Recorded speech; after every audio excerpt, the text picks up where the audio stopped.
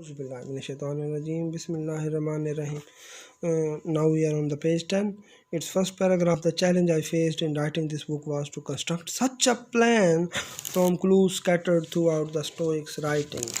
अब यहाँ पे ऑथर में बताता है कि ये किताब लिखते हुए मुझे जो बड़ा चैलेंज पेश आया, जिसको मैंने फेस किया, वो ये था किस तरह इन स्कैटर्ड थॉट्स को जो स्टोइक राइटिंग में मुझे मिले, इनको एक कंस्ट्रक्ट करूँ, इनको एक सिंक्रनाइज करके ऐसा एक प्लान बनाऊं इस किताब में कि वो उसमें प्रैक्टिकलिटी हो, उसमें कंसिस्टेंसी हो, उसमें कोई सीक्वेंस हो।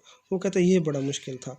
इन a preliminary fashion some of the things we will want to do if we adopt stoicism as our philosophy of life. अगर हम स्टोइसिज्म को as a philosophy of life adopt करने लगें तो उसके लिए क्या क्या हैं चीज़ें जो प्रिलिमिनरी फैशन के तौर पे या उसके प्री रिक्विजिट होंगे जो हमें अडॉप्ट करने पड़ेंगे, वो क्या चीज़ें होंगी। We will reconsider our goals in living. तो सबसे पहली जो चीज़ होगी हम करेंगे, हमारे जो ज़िंदगी के गोल्स हैं उनको हम रिकन्सिडर करेंगे, उनको दोबारा से हम नोट करेंगे, दोबारा से सोचेंगे कि वाकई हम जिनको अहम समझते हैं वो अहम हैं, हम जिनको इम्पोर्टेंट समझते हैं वो इम्पोर्टेंट भी हैं।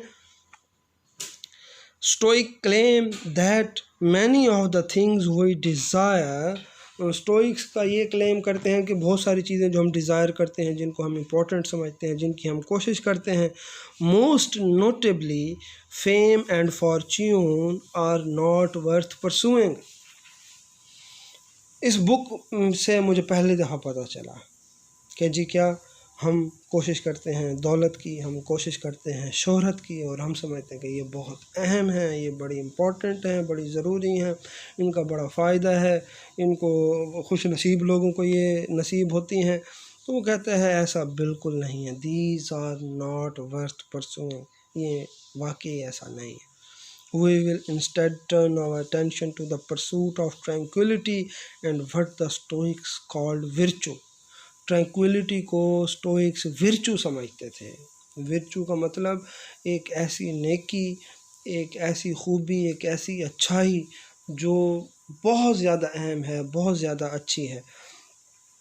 तो वो क्या कहते हैं कि हम अपनी अटेंशन, अपनी तवज्जो, अपना परसूट, अपनी एनर्जीज़ इसकी तरफ लगाएंगे, बजाय इसके कि हम दौलत के लिए, शोहरत के लिए लगाएं, हम ट्रैंक्विलिटी के लिए लगाएंगे। We will discover that stoic virtue has very little in common with what people today mean by the word. आज की दुनिया में जो लोग ट्रैंक्विलिटी जो समझते हैं कि जी ये ट्रैंक्विलिटी है, स्टोइक्स के नज़दीक वो ट्रैंक्विलिटी नहीं थी। आज के ट्रैंक्विलिटी को क्या समझते हैं? The kind of tranquillity that might be brought on by the injection of tranquilliser, यानी कि नींद आवर, नशा आवर या कोई सुकून आवर अद्वियात या ड्रिंक्स या इस तरह की चीज़ों को टेक करने से जी आप पुरसकून हो जाते हैं। इस तरह का सुकून वो नहीं समझते थे, इस तरह की ट्रैंक्विलिटी को वो ट्रैंक्विलिटी या विर्चू नहीं समझते थे।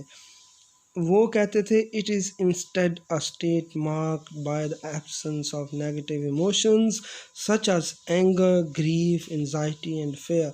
बल्कि ये वो कंडीशन होती थी, वो हालत है जिसमें इंसान में नेगेटिव इमोशंस नहीं होते। ट्रैंक्विलिटी, विर्चू, स्टेट ऑफ माइंड वो स्टेट ऑफ माइंड होगी जिसमें आपके अंदर नेगेटिव इमोशंस ना हों, and the presence of positive emotions, in particular Joy. In negative emotions की बजाय आपके अंदर पॉजिटिव इमोशंस होंगे, लाइक खासकर Joy. We will study the various psychological techniques developed by the Stoics for attaining and maintaining tranquility. तो हम इस किताब में आगे जाके पढ़ेंगे कौन कौन सी साइकोलॉजिकल टेक्निक्स हैं जो स्टोइक्स ने डेवलप की हैं, किस लिए? ट्रैंक्विलिटी को अटेन करने के लिए और ट्रैंक्विलिटी को मेंटेन रखने के लिए। सिर्फ अटेन करना ही इम्पोर्टेंट नहीं है, उसको मेंटेन करना उससे भी ज़्यादा इम्पोर्टेंट है। And we will employ these techniques in daily living, और इनको अपनी रोज़मर्रा ज़िंदगी में हम अप्लाई करेंगे। We will for example take care to distinguish between things we can control and the things we can't. तो हम इन चीज़ों में फ़र्क करेंगे कि कौन कौन सी चीज़ें हमारी ज़िंदगी में हैं जिनको हम कंट्रोल कर सकते हैं और कौन सी चीज़ें हैं जिनको हम कंट्रोल नहीं कर सकते। यानी कि हमारे कंट्रोल में क्या चीज़ें हैं और हमारे कंट्रोल में क्या चीज़ें नहीं हैं।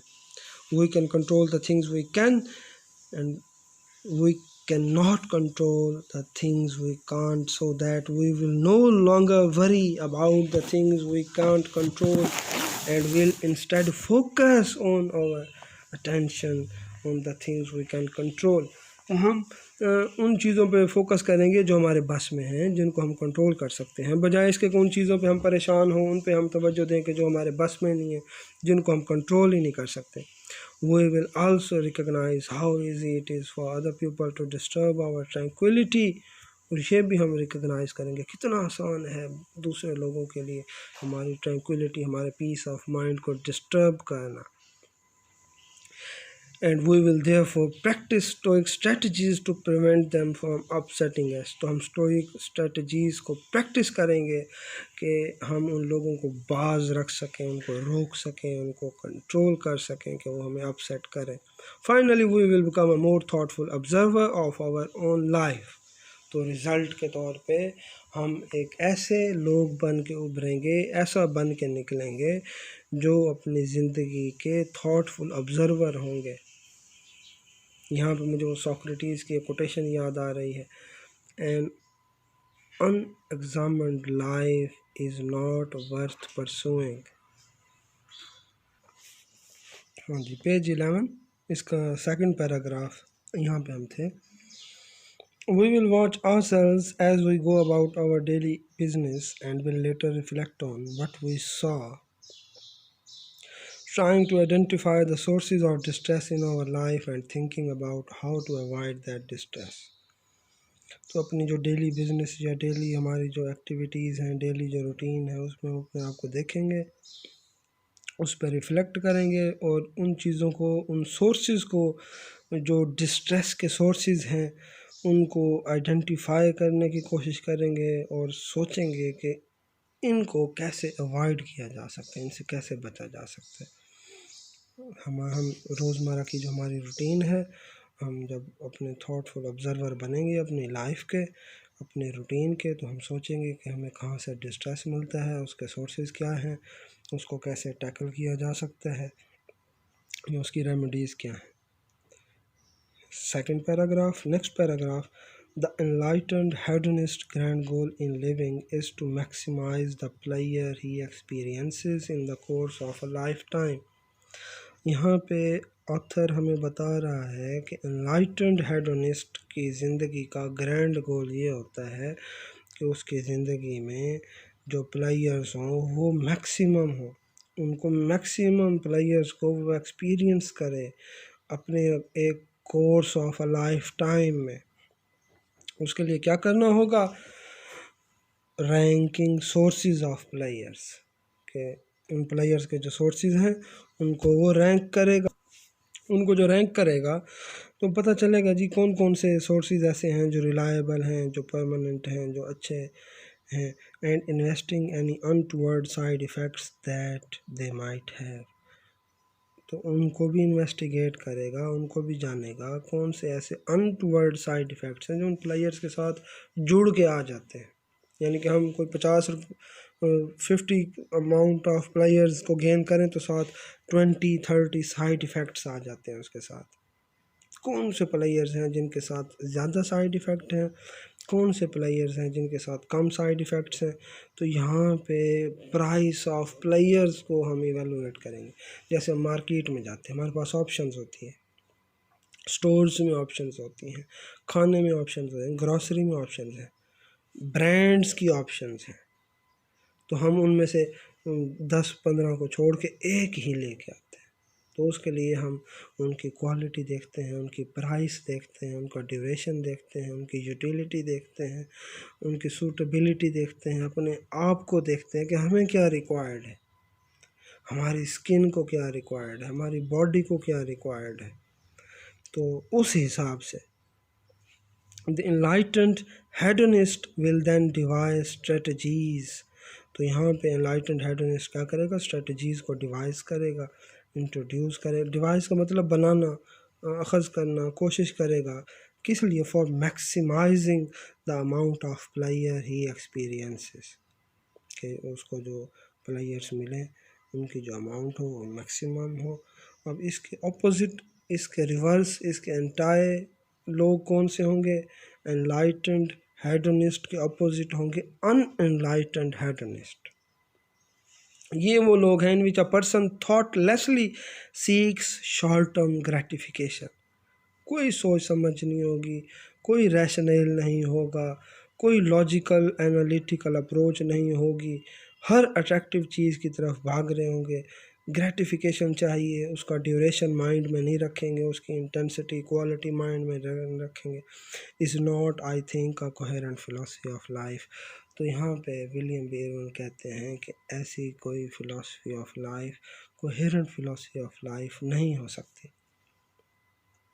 क्यों? द एफर्ट रिक्वायर्ड, ये आगे पेज मेरे ख्याल में पेज 13 पे हमें मिलेगा कि ऐसा क्यों है। नेक्स्ट अब पॉइंट इस 11 पेज का last paragraph, the effort required to practise stoicism will probably be greater than that required to practise enlightened hedonism. अब स्टोइसिज्म को प्रैक्टिस करने के लिए जो एनर्जी, जो एफर्ट रिक्वायर है वो ज़्यादा है एनलाइटेंड हेडोनिज्म की निस्बत, लेकिन less than that required to practise Buddhism, Buddhism से कम है। यानी कि अगर आप बुद्धिज़्म की तरफ जाते हैं तो उसमें फॉर एग्जांपल योगा की एक्सरसाइज आपको दे दी जाती है। तो योगा एक्सरसाइज के लिए आपको डेडिकेटेड टाइम चाहिए और रेपिटेशन चाहिए, और वो डेडिकेटेड टाइम में आप उसके अलावा कुछ नहीं कर सकते। तो स्टोइसिज्म के लिए उससे कम एफर्ट रिक्वायर है। To the practice of stoicism require us periodically to reflect on our life. इसके लिए क्या रिक्वायरमेंट है कि जी अपनी ज़िंदगी पे आप पीरियोडिकली रिफ्लेक्ट करें, डेली शाम को सोते हुए 2 दिन बाद, हफ्ते बाद देखें कि मैंने जो किया है, मैं जो ज़िंदगी गुजार रहा हूँ, क्या अच्छा है, क्या अच्छी नहीं है, इसको कैसे ज़्यादा इम्प्रूव किया जा सकता है, कहाँ पे मिस्टेक्स हुई, वगैरह वगैरह। But these periods of reflection can generally be squeezed into odd moments of the day such as when we are stuck in traffic. तो हम ये तब भी कर सकते हैं ऑड मोमेंट्स ऑफ डे में, जाके जैसे कि हम शटल में, रूट में ट्रैवल कर रहे हैं, घर के लिए ट्रैवल कर रहे हैं, ट्रैफिक में फंसे हुए हैं, किसी का वेट कर रहे हैं, किसी कहीं पे भी, जहाँ पे भी हमें स्पेयर टाइम मिले हम वहाँ पे बैठ के सोच विचार गौर फिक्र कर सकते हैं। पेज 12 फर्स्ट पैराग्राफ के लास्ट में बताया, सनीका रिकमेंड करता है इस एक्सरसाइज के लिए सबसे जो शानदार बेस्ट सूटेबल टाइम है वो है जी when we are lying in bed waiting for sleep to come. जब हम बिस्तर में नींद के लिए इंतज़ार कर रहे होते हैं, आजा नींदिया आजा, ये जब कर रहे होते हैं तो वो शानदार टाइम। और ये मैंने मेरे ख्याल में इस्लाम में भी मैंने पढ़ा है शायद कहीं कि जी सोने से पहले आप जब सोने के लिए जाएं तो आप याद करें आज मैंने कितनी नेकियां की हैं, कितनी बुराइयां की हैं, और हर आने वाले दिन को अच्छा दिन, पहले से अच्छा दिन कैसे बना सकते हैं।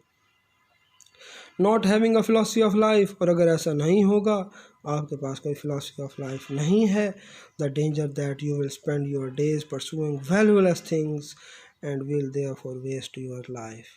तो बड़ा इम्कान है अगर फिलॉसफी ऑफ लाइफ ना हुई आप अपनी ज़िंदगी ज़ाया कर बैठेंगे और वैल्यूलेस थिंग्स को परसू करने के लिए लगे रहेंगे। Stoics desire to attain tranquility, although Christians might call it peace। एक सेरेनिटी प्रेयर है, क्रिश्चियंस इसको मेरे ख्याल में हर संडे को जो है ना पढ़ते हैं। बड़ी शानदार दुआ है सेरेनिटी प्रेयर, ये भी मैं आपसे शेयर करूँगा लिंक में। तो बिल्कुल स्टोइक्स की जो डिज़ायर है ट्रैंक्विलिटी की वो भी बिल्कुल ऐसी है, वो भी माइट कॉल इट पीस। तो यहाँ पे एक वो एग्ज़ाम्पल आपको अगर मैं मूवी से देना चाहूँ तो कंग फू पांडा एक मूवी है, तो उसमें जो ये एनिमेटेड जो कंग फू पांडा, तो उसमें मास्टर शिफू जो उनका सबसे बड़ा मास्टर है टॉर्टॉइस, तो उसकी एक्सरसाइज में सिर्फ यही एक्सरसाइज है, पीस पीस इनर पीस। जबकि पांडा है वो फिज़िकल एक्सरसाइज में इन्वॉल्व रहता है, वो फिज़िकली ज़्यादा स्ट्रांग होता है, लेकिन उसको वो स्टेटस नहीं मिलता पावर का, अथॉरिटी का, जितना उसके मास्टर के पास होता है। The reminder of this book is divided into 4 parts. तो इस किताब के बाकी पेज 13 पे जी यहाँ पे ऑथर हमें बताता है कि इस बुक के फर्दर 4 पार्ट्स हैं। फर्स्ट पार्ट में उसने बर्थ ऑफ फिलॉसफी को डिस्कस किया है। सेकंड और थर्ड पार्ट में कि कौन कौन सी साइकोलॉजिकल टेक्निक्स हैं जो स्टोइक्स ने डेवलप की हैं कि अगर आप ट्रैंक्विलिटी को अटेन और मेंटेन रखना चाहें। How best to deal with the stress of everyday life, how for example should we respond when somebody insults us. तो इस तरह के कुछ इश्यूज़ हैं उनको डिस्कस किया है। that can benefit from the advice that philosophers such as Seneca offered to first century Romans। तो पहली सदी के रोमन्स को जो सेनेका ने अपनी सजेशंस या एडवाइसेस दी थी, तो वो आज के शख्स के लिए भी बिल्कुल वैसे ही कारआमद है। जो फाइनल इसका लास्ट 4 पार्ट है उसमें इसने स्टोइसिज्म को डिफाइंड किया है कि रेलिवेंस ऑफ स्टोइक साइकोलॉजी, उसके बारे में बताता है। इसके बारे में लास्ट जो पैराग्राफ है ये जो पेज 13 पे, इसी में the audience is ordinary individuals who worry that they might be मिसलिविंग।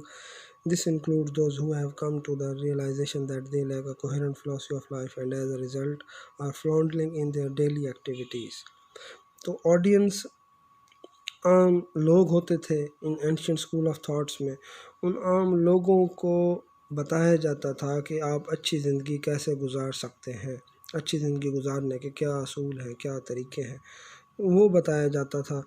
तो उसमें फ्लाउंडरिंग का मतलब है हेसिटेट इन कन्फ्यूजन और be in a serious difficulty in their daily activities.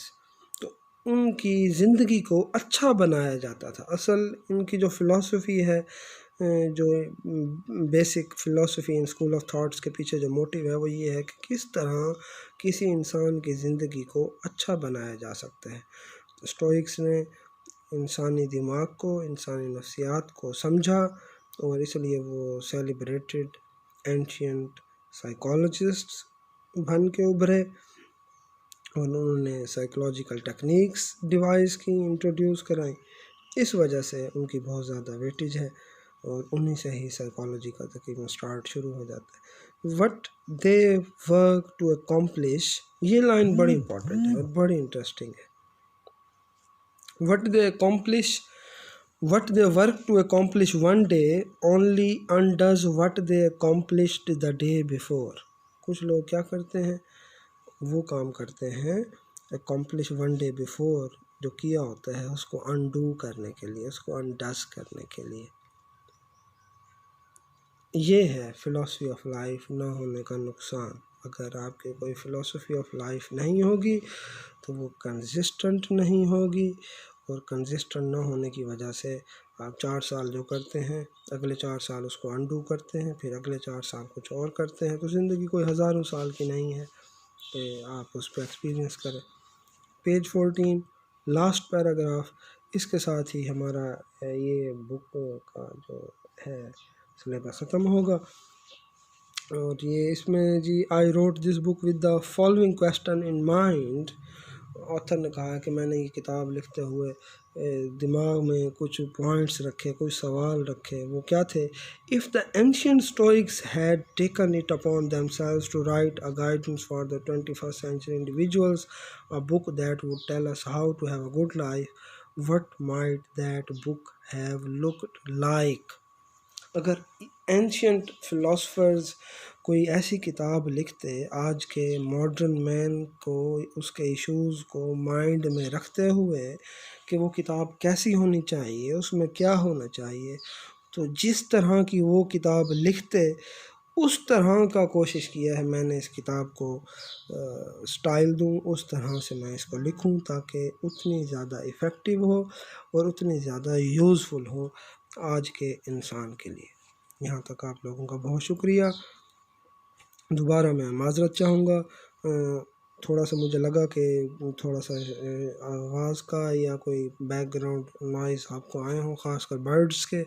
मैं फ़र्स्ट फ्लोर पर रहता हूँ तो यहाँ पे चिड़ियाँ और परिंदे वगैरह थोड़े से आते रहते हैं तो इस वजह से मैं माज़रत चाहता हूँ। बाकी आप लोगों का बहुत शुक्रिया। तो आप लोगों ने बिल्कुल हेजिटेट नहीं करना, कोई किसी किस्म का क्वेश्चन हो आप इंडिविजुअली मुझे व्हाट्सएप पे कर सकते हैं, ग्रुप में भी कर सकते हैं।